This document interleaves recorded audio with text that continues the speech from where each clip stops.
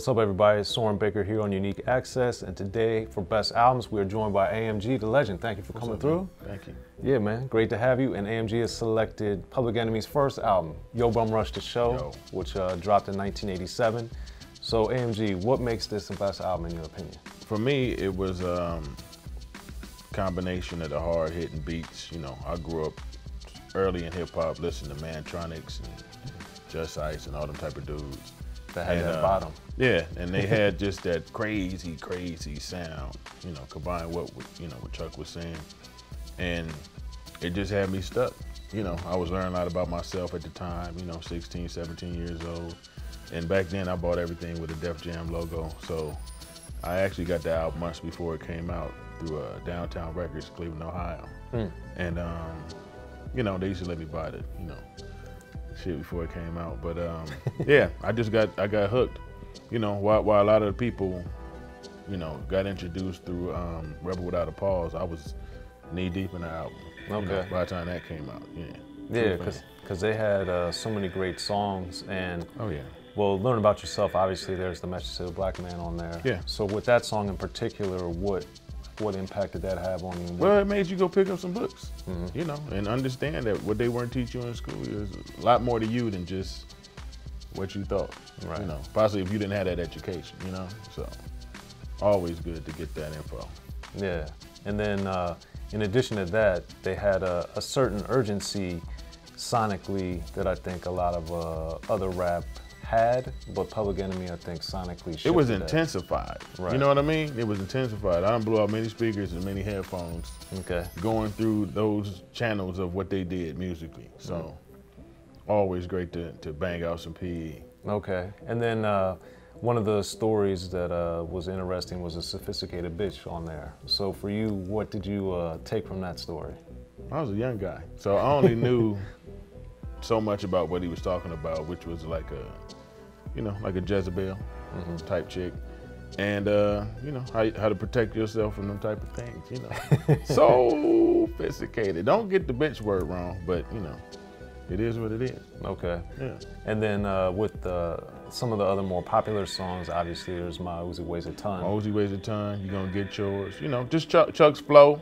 You know, that's when I was kind of developing my style. I didn't even have an idea of what I was gonna do music, or if I was ever gonna do music. You know, I was just a kid trying to rap.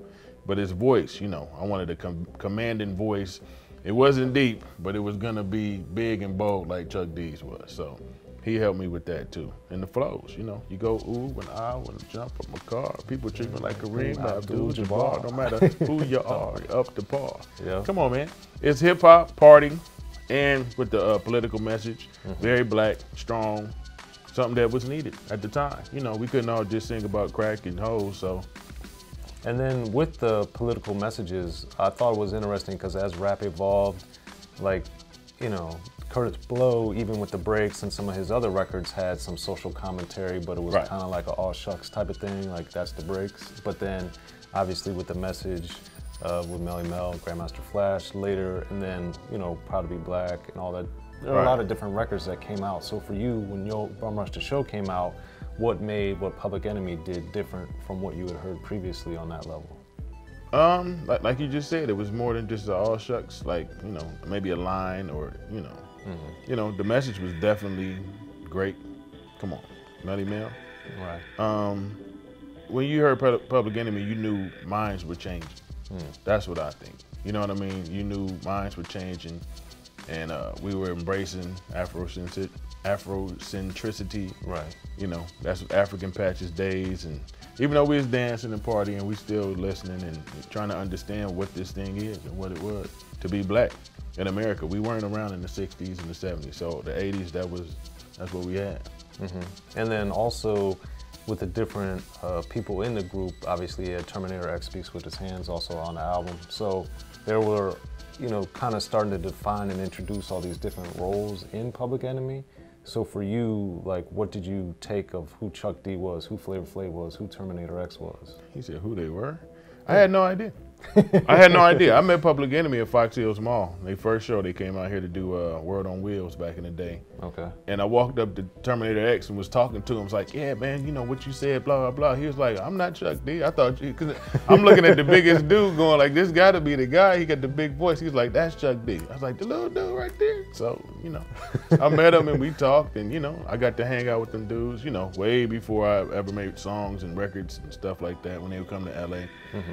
And just getting into the whole feel of what it is to be a group, a unit, and how they really work, you know, and seeing it with every release that they put out. Right. It was always stronger, you know what I mean? Like Fight the Power and Don't Believe the Hype and all the records that came after, tremendous, you know. And then with You're Gonna Get Yours, I wanted to kind of get how Chuck had that. He was the thinking man's rapper, but he was also aggressive.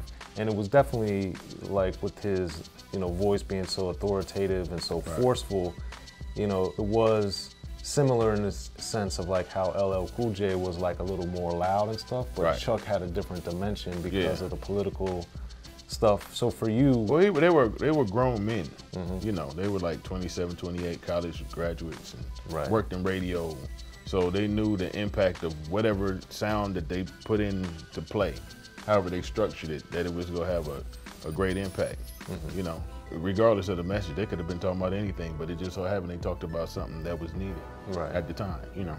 And then with the Public Enemy #1 track, what did you take from that one? I don't know. It just sounded like the best shit I ever heard in my life.